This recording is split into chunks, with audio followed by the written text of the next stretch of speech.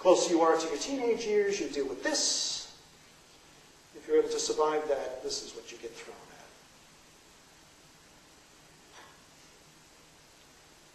This is the more perplexing stuff.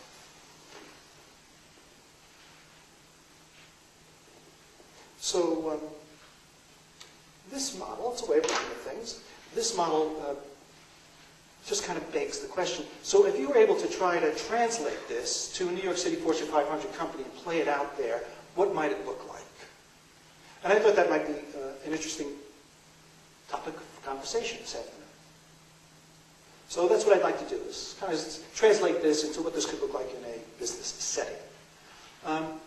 In the past, I used to decide what I talked about, but I'm getting old, and I no longer have the energy to decide that. Likewise, it's not always clear to me what it is the community needs to hear from me. So now I no longer decide what I talk about. I let you decide. And I do that for two reasons. First, the business world has taught me that people support what they help create. And to the degree that the community gets involved in what's taking place, the likelihood of it being more meaningful and impactful increases. The second reason why I let you decide what I'm going to talk about is if this program bombs, I can blame you. The Catholic Church taught me that. So if you look around the room, there are actually some pictures that are on the walls. You see them? And there is a story around that picture that I will share with you. But what I need one brave person to do is to stand up, go take one of the pictures and bring it up here, and I will tell you that story.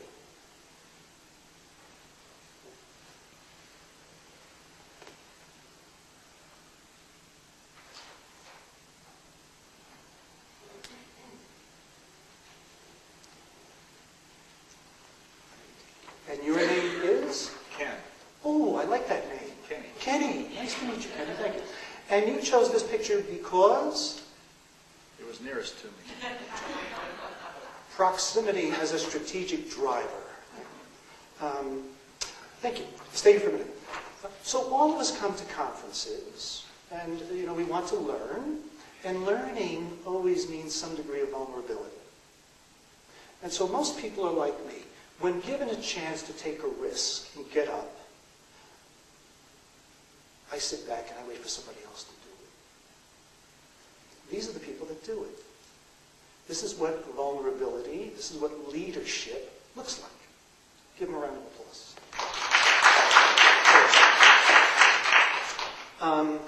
I run a charity for terminally ill children, inner city poor. I also sell art, make an artist.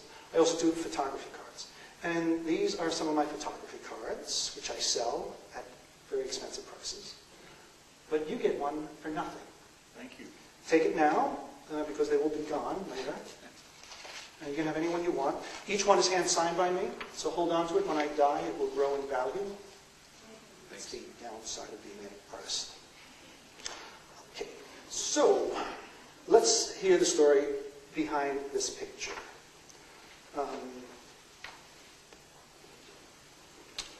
A few years ago, our chief financial officer was promoted and made president. His name is Craig Matthews. I wrote him an email when that announcement came out. I said, "Dear Craig, congratulations on being promoted to the presidency of the corporation.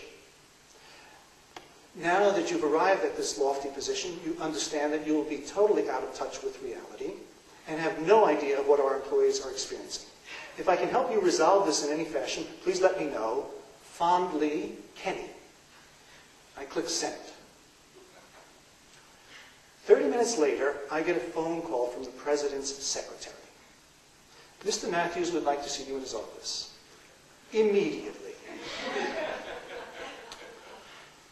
My wife often chastises me that I fail to have proper respect for legitimate authority.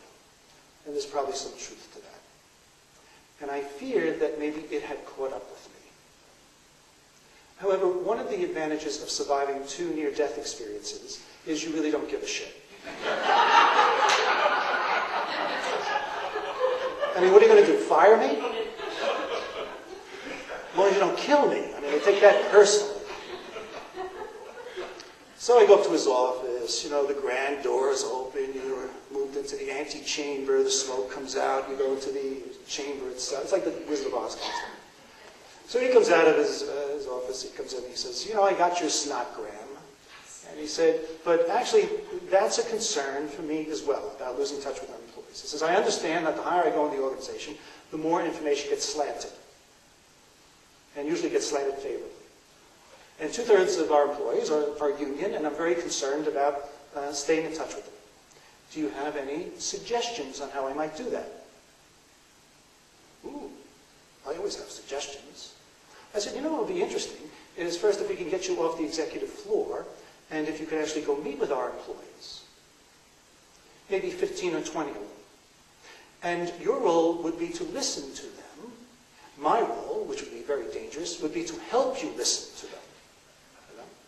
And I said, if we're going to do this, we actually have to allocate a few hours to do it. Because it really pisses off our employees when senior management says, I'd like to hear what you have to say, but then after 10 minutes they're looking at their watch saying, could you hurry it up, I got another meeting. So I said, we'd have to probably carve out 2.5 to 3 hours. Would you be willing to do that every 2 weeks? He says, yeah, talk to my secretary, put something on the calendar. He says, what kind of meeting? What's the design of the meeting? I said, well, it's divine retribution. I think it'd be worthwhile for you to give an introduction and first thank people. We never thank people in corporate America. We figure since we pay them, we don't have to thank them. Say thank you. I think you need to create a safe space. By that I mean you need to say somehow that what we talk about here doesn't go outside the room. When you leave, I'm not going to call your boss and tell him what you said. Then we have the first conversation, which, can you see from over here? Which would be a positive. What's working well in the company? You understand we never have this conversation in corporate America. We think if we can find defects, place blame, we've done more than our fair share to contribute to the corporate common good. But actually, in our business, and probably yours too, there's a lot of good things going on, or else you'd be out of business. This would be an opportunity to actually hear what it is we do well. Then we take a brief break, get some coffee, come back, and we have the opposite conversation. What's not going well? Where do we shoot ourselves in the foot? Where do we piss off our customers? Where do we annoy our employees? What do you want our executives to stop doing? Then we have some questions and answers. Employees love to ask executives questions. Anything an executive knows that's of value, we can't tell them, unless he has to shoot them. But we go through the charade anyway. And then we end. That's it.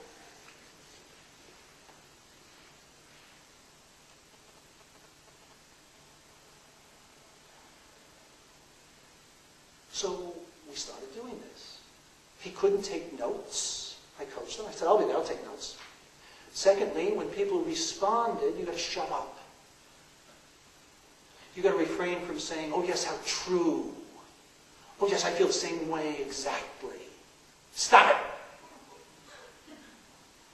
And I said, when we get down here, I don't want you saying the reason why I did that is because it's in line with business best practice.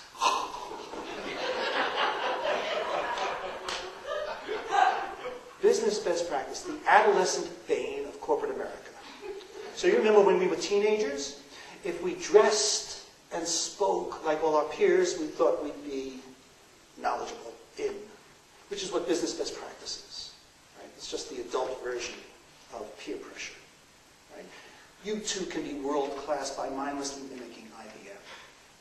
How sad that we would actually believe that. Who do you think best practice companies talk to? They talk to their employees, of course. So we started this.